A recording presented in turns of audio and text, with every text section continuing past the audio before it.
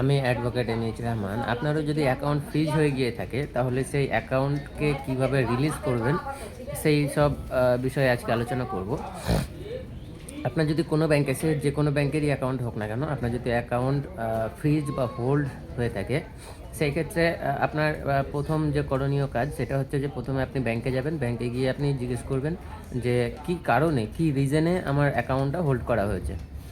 এই রিজনটা অবশ্যই ব্যাংক থেকে চেয়ে নেবেন, কারণ একটা ব্যাংক অ্যাকাউন্ট বিভিন্ন কারণে ফ্রিজ বা লিয়েন বা হোল্ড হতে পারে। কারণ হচ্ছে যে কিছু কিছু ক্ষেত্রে সাইবার ক্রাইমের যদি বা কমপ্লেন থাকে, বা সাইবার ফ্রড বা সাইবার অ্যামাউন্ট যদি কিছুটা ঢুকে থাকে, সেই ক্ষেত্রে অ্যাকাউন্ট হোল্ড বা ফ্রিজ হয়। তাছাড়া যদি কোনো সাসপিসিয়াস ট্রানজ্যাকশান হয়, সেক্ষেত্রে ইনকাম ট্যাক্স ডিপার্টমেন্ট থেকে করা হয়, কিংবা যদি আরও অন্য কোনো কমপ্লেন থাকে, সেই ক্ষেত্রেও ফ্রিজ হয়।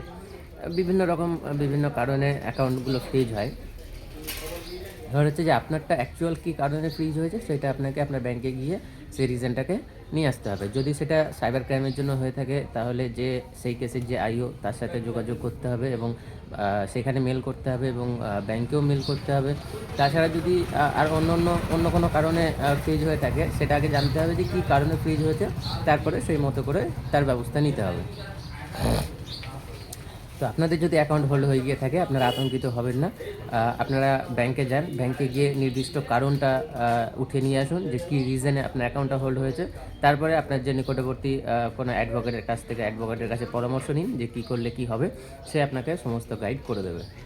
সর্বদা সতর্ক থাকুন, সুস্থ থাকুন, শুনতে থাকুন আমাকে, এবং ফলো করুন advocate MH Rahman Facebook page এবং ইউটিউব চ্যানেলকে। চলুন, দেখা হচ্ছে অন্য কোনো ভিডিওতে। ততক্ষণ পর্যন্ত ধন্যবাদ।